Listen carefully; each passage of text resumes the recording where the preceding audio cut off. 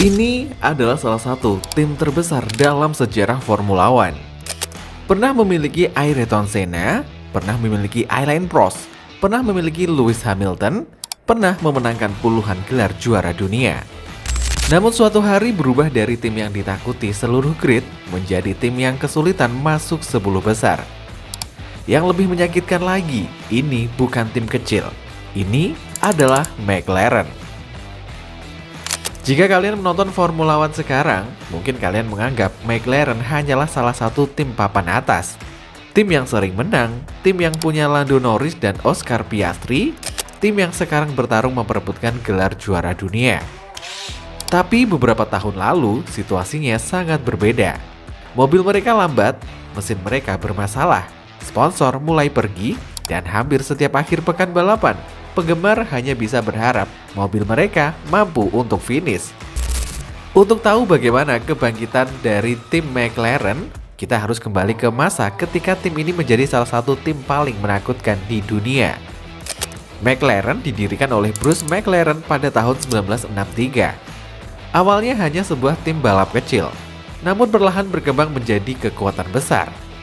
Pada era 1970-an hingga 1990-an, McLaren berubah menjadi mesin kemenangan. Nama-nama besar datang silih berganti, seperti James Hunt, Niki Lauda, Alain Prost, Ayrton Senna, Mika Hakkinen. Mereka bukan sekedar pembalap hebat, mereka adalah legenda. Puncaknya terjadi pada tahun 1988, musim yang hingga hari ini masih dianggap salah satu dominasi terbesar sepanjang sejarah Formula One. Mobil MP4 Perform memenangkan 15 dari 16 balapan. Senna dan Prost menghancurkan kompetisi, tim lain seperti tidak punya kesempatan. Bayangkan dalam satu musim penuh, hanya satu balapan yang gagal dimenangkan McLaren. Sisanya mereka sapu bersih. Pada saat itu, McLaren adalah standar kesempurnaan Formula One. Namun balik lagi, di Formula One tidak ada yang bertahan selamanya. Ferrari mulai bangkit bersama Michael Schumacher. Kemudian Renault muncul bersama Fernando Alonso. Lalu Red Bull datang dengan Adrian Newey. Perlahan posisi McLaren mulai tergeser. Mereka masih menang, mereka masih kompetitif, tetapi tidak lagi mendominasi. Meski begitu, mereka masih memiliki satu senjata besar, Lewis Hamilton. Tahun 2008, Hamilton membawa McLaren menjadi juara dunia. Tidak ada yang menyangka itu akan menjadi gelar pembalap terakhir McLaren selama bertahun-tahun. Karena setelah itu, segalanya mulai berantakan. Tahun 2014 menjadi titik penting. Era mesin hybrid dimulai, Mercedes langsung menemukan formula yang sempurna. Mereka menjadi tim terkuat. Sementara saat itu McLaren sebenarnya menggunakan mesin Mercedes. Mereka punya kesempatan untuk tetap dekat dengan tim terbaik. Namun mereka mengambil keputusan yang terdengar romantis, tetapi akhirnya menjadi bencana. Mereka memutuskan kembali bekerja sama dengan Honda. Bagi penggemar lama, ini terdengar luar biasa. Karena Honda dan McLaren pernah mendominasi dunia bersama Senna dan Prost. Mereka berharap sejarah itu terulang. Tapi kenyataannya berkata lain. Tahun 2015, musim dimulai dan mimpi buruk dimulai bersamaan. Mesin Honda jauh tertinggal, kurang tenaga, sering rusak, mobil bahkan kesulitan bersaing dengan tim papan tengah. Kadang-kadang pembalap lain bisa menyalip mereka dengan mudah di lintasan lurus. Fernando Alonso yang terkenal kompetitif mulai frustasi. Momen paling terkenal terjadi di Jepang lewat radio tim. Ia menyebut mesin Honda seperti mesin GP2. Seluruh dunia mendengarnya, itu menjadi salah satu momen paling memalukan dalam sejarah modern McLaren. Setiap tahun mereka berkata, tunggu tahun depan, tetapi tahun depan selalu mengecewakan.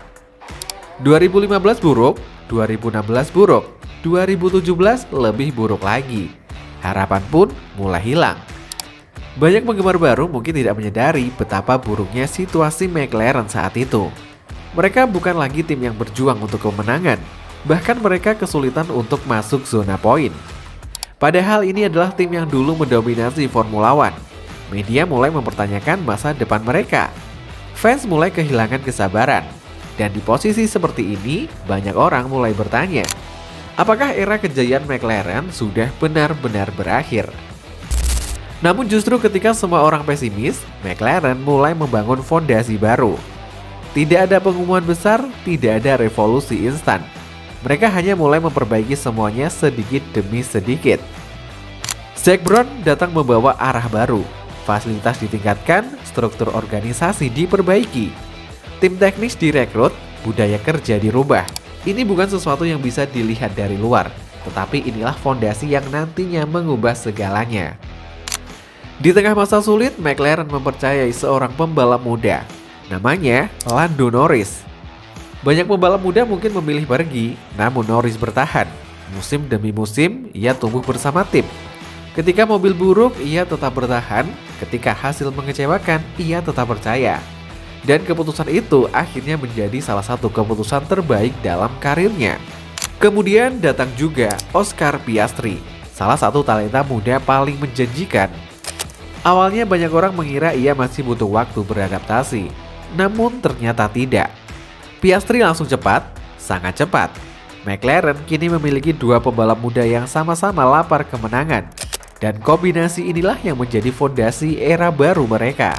Musim 2023, McLaren memulai musim dengan bencana. Mereka bahkan termasuk mobil paling lambat. Tetapi kemudian upgrade besar diperkenalkan, dan hasilnya mengejutkan. Mobil langsung berubah drastis. Dari tim papan tengah menjadi penantang podium. Lalu penantang kemenangan, lalu penantang gelar. Seluruh pedok terkejut, bagaimana bisa tim yang beberapa bulan lalu kesulitan masuk poin, kini mampu melawan Red Bull? Jawabannya sederhana. Mereka telah membangun fondasi itu selama bertahun-tahun dan akhirnya hasilnya mulai terlihat. Tahun 2024, momen yang ditunggu jutaan penggemar akhirnya datang. McLaren kembali menjadi juara konstruktor, penantian selama 26 tahun berakhir. Banyak anggota tim bahkan menangis karena mereka tahu mereka pernah berada di titik terendah dan kini mereka kembali berdiri di puncak Formula One.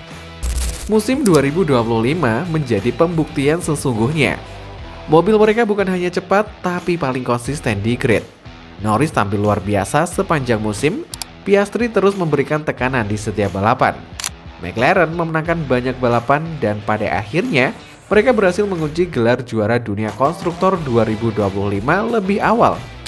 Ini bukan lagi kejutan, ini adalah dominasi. Namun cerita terbesarnya bukan hanya McLaren, tapi Lando Norris. Sepanjang musim 2025, dia bersaing ketat dengan Max Verstappen dan rekan timnya sendiri. Ini bukan balapan yang mudah, ini perang sepanjang musim. Tapi di balapan terakhir di Abu Dhabi, Norris melakukan cukup untuk mengamankan gelar juara dunia. Dan akhirnya, Lando Norris dan McLaren menjadi juara dunia Formula One 2025. Seorang pembalap yang dulu sering diragukan, sekarang berada di puncak dunia juga. Kisah McLaren bukan hanya tentang mobil cepat, bukan hanya tentang trofi, tetapi tentang bagaimana sebuah tim legendaris jatuh begitu dalam, lalu menemukan jalan untuk bangkit kembali. Karena dalam Formula One, menjadi juara itu sulit, tetapi kembali menjadi juara setelah puluhan tahun terpuruk, jauh lebih sulit. Dan itulah yang membuat kebangkitan McLaren menjadi salah satu kisah paling luar biasa dalam sejarah olahraga Formula One.